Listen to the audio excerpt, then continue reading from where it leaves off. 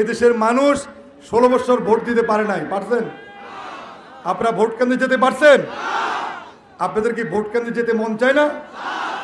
তাহলে আমরা ইনশাল্লাহ আশা করি আগামী ফেব্রুয়ারিতে যে নির্বাচন হবে সেখানে আমরা ঐক্যবদ্ধ হবে, ভোট কেন্দ্রে যাব, আমাদের পছন্দের মানুষকে আমরা ভোট দিয়ে নির্বাচিত করব।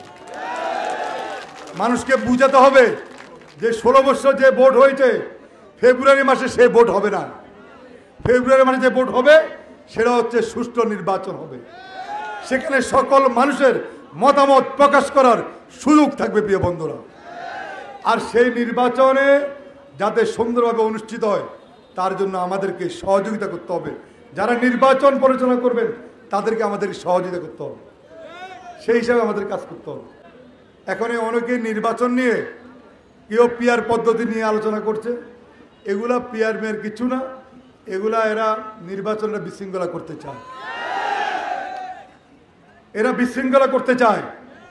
এরা যে ঢাকা শহরে দেখছেন এই যে ডাকসুর সাবেক বিবি নূরের উপর হামলা করেছে, আমাদের জাকপা সভাপতি লুৎফর ভাইয়ের উপর হামলা করেছে, এরা একটা বিশৃঙ্খলা করতে চায়। এরকম হয়তো বিশৃঙ্খলা আমাদের মাঝেও করতে পারে, সেই জন্য আমাদেরকে সতর্ক থাকতে হবে, ঐক্যবদ্ধ থাকতে হবে, সবাই একসঙ্গে কাজ করতে হবে। যদি আপনাদের মধ্যে দ্বিধা বিভক্ত থাকে, কোনো সমস্যা থাকে, তাহলে এই ফ্যাসিবাদের দোসররা আপনাদের সুযোগ নেবেন।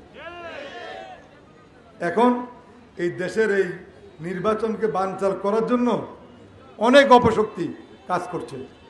যারা মনে করে নির্বাচন হলে বাংলাদেশে তারা 10টি সিট পাবে না, 5টা সিট পাবে না, তারাই কিন্তু বিশৃঙ্খলা করছে।